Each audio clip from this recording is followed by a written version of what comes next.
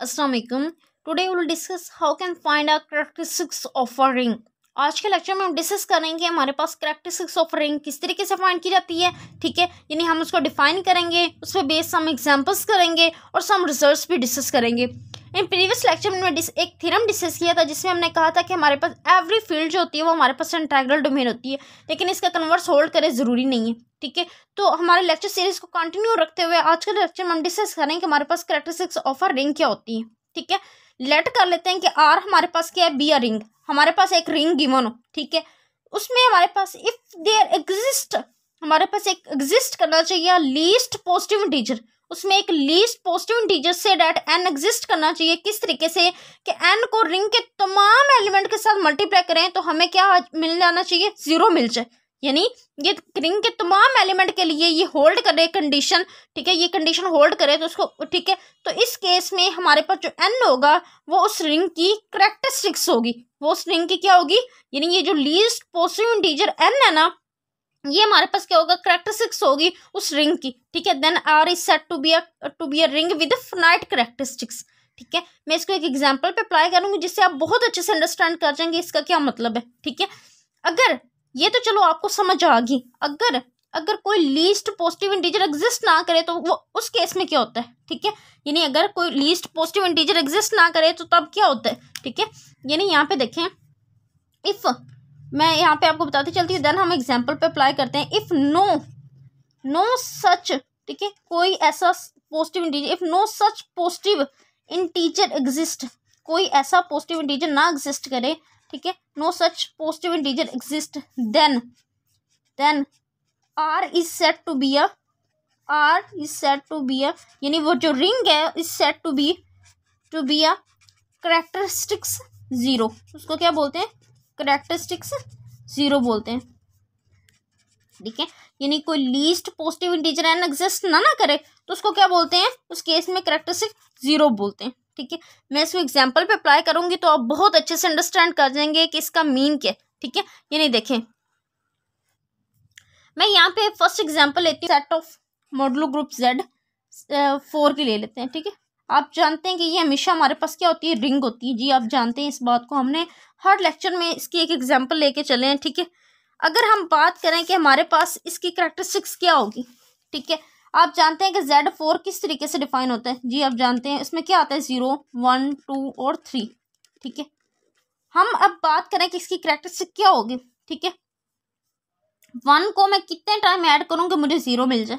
आप जानते हैं कि मैं 1 को 2 टाइम ऐड करूँ तो 2 आ जाएगा, 3 टाइम ऐड करो 3 आ जाएगा, 4 टाइम ऐड करूँ तो अंडर मॉडुलो ग्रुप 4 हमें क्या मिल जाएगा, यहाँ पे 4 आ जाएगा, और 4 अंडर मॉडुलो ग्रुप 4 में हमें क्या मिल जाता है, 0 मिल जाता है। क्यों 0 मिल जाता है कि 4 को 4 पर डिवाइड करें तो हमारे पास जो रिमाइंडर आता है हम हमेशा वो लिखते होते हैं। ठीक है, तो रिमाइंडर क्या आ गया, 0 आ गया। ठीक है, यानी यहाँ पे अगर हम देखें कि 1 को हमने किससे मल्टीप्लाई किया है कि हमें 0 मिल गया, तो वो लीस्ट पॉजिटिव इंटीजर क्या है, 4 आया। लेकिन अब में हमें कंडीशन क्या दी गई है कि हमने रिंग के तमाम एलिमेंट के लिए चेक करना है। ठीक है, तो अब यहाँ पे देखें कि अगर हम बात करें कि अगर 2 को कितने टाइम ऐड करें कि हमारे पास 0 आ जाए, तो आप जानते हैं कि 2 को अगर 4 टाइम ऐड करें, ठीक है, हमें वो लीस्ट पॉजिटिव इंटीजर चाहिए। ठीक है, 4 को कितने टाइम ऐड करें कि हमें यहाँ पे क्या आ जाएगा, 8 आ जाएगा। अंडर मॉडुलो ग्रुप में क्या आ जाएगा, 8 आ जाएगा।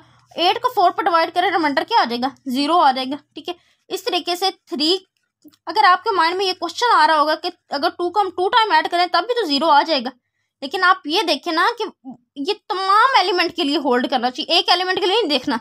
यहाँ पे 3 को 2 टाइम ऐड करें तो नहीं आएगा हमारे पास 0। ठीक है, तो यानी 3 को भी अगर हम 4 टाइम ऐड करें तो हमारे पास क्या आ जाएगा, 12 आ जाएगा। 12 अंडर मॉडुलो 4 यानी 4 पर डिवाइड होने के बाद रिमाइंडर हमारे पास क्या आ जाएगा, 0 आ जाएगा। तो आप यहाँ पे देख सकते हैं कि 2 को अगर हम 4 से मल्टीप्लाई करें ना तो हमारे पास 0 आता है। इसी तरीके से 3 को अगर 4 टाइम हम करें तो हमारे पास 0 आता है। और 1 को तो आप जानते ही हैं, 0 की तो आप जानते ही हैं। ठीक है, 0 होता है। तो आप देखें कि वो लीस्ट पॉजिटिव इंटीजर हमारे पास क्या है, 4 आया। वो लीस्ट पॉजिटिव इंटीजर हमारे पास क्या है, 4 आया। ठीक है, यानी अगर हम आप यहाँ से ये भी देख लें कि कैरेक्टरिस्टिक्स ऑफ रिंग को लिखते किस तरीके से हैं, यानी कैरेक्टरिस्टिक्स ऑफ रिंग यानी आर की प्लेस पे अब यहाँ पे क्या है, Z4 है। क्या है हमारे पास, Z4 है। तो कितना है, 4 आया। ठीक है, तो यहाँ से हम एक रिजल्ट भी करते चलते हैं कि ठीक है, कि अगर आपसे को पूछ रहे कि कोई भी ZN आपको मॉडुलो ग्रुप गिवन हो, ठीक है, आप जानते हैं ये रिंग होता है हमारे पास जी, ये हमेशा रिंग होता है, ठीक है। तो इसकी करैक्टरिस्टिक्स क्या होगी, इसकी करैक्टरिस्टिक्स क्या होगी, तो यहाँ पे आपने याद रखना है कि इसकी करैक्टरिस्टिक्स हमेशा एन होती है। तो क्या होती है, हमेशा एन होती है। यहाँ पे ये किसके लिए, for all n belong to the natural number. यहाँ पे अगर 3 लिखेंगे तो करैक्टरिस्टिक्स 3 आ जाएगी, 4 लिखेंगे तो करैक्टरिस्टिक्स 4 आ जाएगी, 5 लिखेंगे तो करैक्टरिस्टिक्स 5 आ जाएगी। आई होप सो आप लोगों ने बहुत अच्छे से अंडरस्टैंड कर लिया कि हमारे पास करैक्टरिस्टिक्स ऑफ अ रिंग किस तरीके से फाइंड की जाती है। अब हम डिस्कस करते हैं कि करैक्टरिस्टिक्स 0 क्या होती है, ठीक है। पूछ रहे हैं कि सेट ऑफ इंटीजर्स आपको गिवन हो, तो ये रिंग तो होता है, तो इसकी करैक्टरिस्टिक्स क्या होगी, ठीक है। यानी करैक्टरिस्टिक्स ऑफ जेड आर हमारे यानी जेड हमारे पास क्या होगी, हमने ये फाइंड करना है, ठीक है। हमें नहीं पता कि जेड की करैक्टरिस्टिक्स हमारे पास क्या है, ठीक है, लेकिन हम फाइंड कर सकते हैं। कैसे, देखें, आप जानते हैं कि सेट ऑफ इंटीजर्स किस तरीके से डिफाइन होता है, ठीक है। सेट ऑफ इंटीजर्स हम जानते हैं किस तरीके से डिफाइन होता है, 0 +-1 +-2 एंड सो ऑन, इस तरीके से सेट ऑफ इंटीजर्स डिफाइन होता है जी, आप जानते हैं। अब आप देखें कि मैं आपसे पूछूं कि 1 को मैं किस लीस्ट पॉजिटिव इंटीजर के साथ मल्टीप्लाई करूं कि मुझे 0 मिल जाए, हम नहीं जानते। हम यहाँ पे 2 को किस से मल्टीप्लाई करें कि हमें 0 मिल जाए, हम नहीं जानते। तो इस केस में हमारे पास कोई फाइनाइट पॉजिटिव इंटीजर एग्जिस्ट नहीं करता जिससे हम इन एलिमेंट्स को मल्टीप्लाई करें तो हमें ये 0 मिल जाए, यानी करैक्टरिस्टिक्स ऑफ रिंग की कंडीशन होल्ड कर जाए, नहीं करता ना। तो इस केस में जो करैक्टरिस्टिक्स ऑफ जेड हमारे पास क्या होती है, 0 होती है। तो इसको क्या बोलते हैं, करैक्टरिस्टिक्स 0 बोलते हैं। क्या बोलते हैं, अभी हमने पढ़ा कि कोई लीस्ट पॉजिटिव इंटीजर ना एग्जिस्ट करे तो उसको क्या बोलते हैं, करैक्टरिस्टिक्स 0 बोलते हैं। इस केस में हमारे पास करैक्टरिस्टिक्स क्या आती है, 0 आती है। इसी तरीके से आपसे कोई पूछ ले, आपसे कोई क्वेश्चन कर ले, चले ये तो हमें समझ आ गई कि सेट ऑफ इंटीजर्स हमारे पास क्या होती है, करैक्टरिस्टिक्स 0 होती है।